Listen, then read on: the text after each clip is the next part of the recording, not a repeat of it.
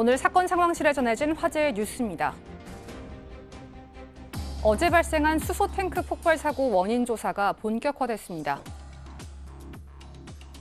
어제 오후 6시경 강릉 벤처공장 벽면에 수소탱크가 폭발하며 현장을 견하고 왔던 벤처기업인 8명이 사상을 입었는데요.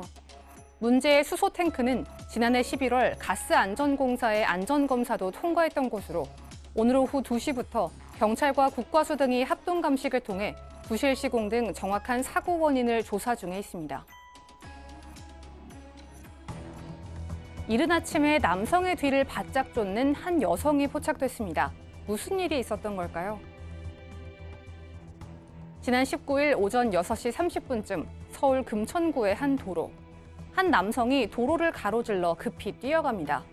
그리고 그 뒤를 바짝 쫓는 한 여성이 있는데요. 결국 여성에게 붙잡힌 이 남성은 경찰에 연행돼 상황은 10분 만에 마무리됐습니다. 알고 보니 이 남성은 거리에서 음란 행위를 했는데요. 당시 출근 중이던 실습생 순경이 이를 발견하고는 300m 가까이 쫓아가 붙잡은 겁니다. 경찰은 길거리에서 음란 행위를 한 30대 남성을 불구속 입건했습니다. 신종 마약을 들여와 팔아온 태국인 일당이 경찰에 붙잡혔습니다.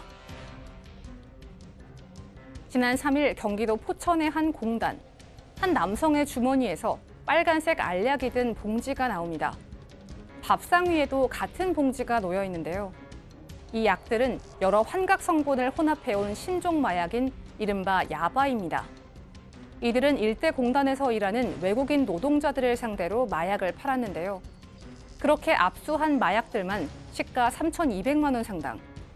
경찰은 이들을 마약류관리법 위반 혐의로 구속하고 다른 태국인 2명을 불구속 입건했습니다. 인천 송도 축구클럽 승합차 사고의 원인이 새롭게 밝혀졌습니다.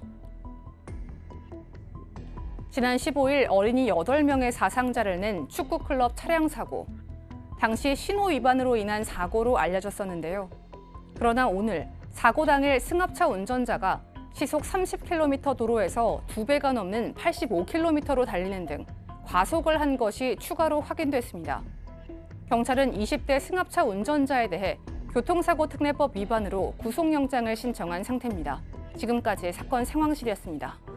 이렇게 인천 축구클럽 사고 운전자, 그 운전자도 있지만 왜 과속해서 또 옆을 들이받으면서 아이들이 숨지는 사고가 발생했는데 이 클럽 차량의 운전자가 또 과속 운전을 했군요. 네, 저게 이제 제한속도 30km 구간이었다고 하네요. 이제 운전자 같은 경우는 처음에 이제 황색 신호 바뀌려고 하니까 좀 빠르게 신호등 들어갔다라는 정도로 신호 위반만 인정했었는데 보니까 사실 저렇게까지 그러면 그렇게 큰 사고가 차량도 많이 파손되고 사람도 많이 다친 일이 벌어진 이유가 뭘까 하고 아마 경찰이 좀 더 들여다본 모양입니다. 그랬더니 거의 3배 가까운 85km로 운전한 겁니다. 그래서 이제 그런 부분이 사고가 커진 데 기여를 했기 때문에 영장 아마 신청을 해서 오늘 발부가 되지 않을까 싶습니다. 뭐 제가 뭐 이런 얘기를 하지만 사실 뭐 어린이집 차량이라든가 유치원 차량 이런 클럽 차량들은 그 속도 준수해야 되는 거 아닙니까? 아이들 태우고 있는데 그 한 번 사고가 아이들의 어떤 생명을 위협할 수 있다는 걸 왜 몰랐을까요?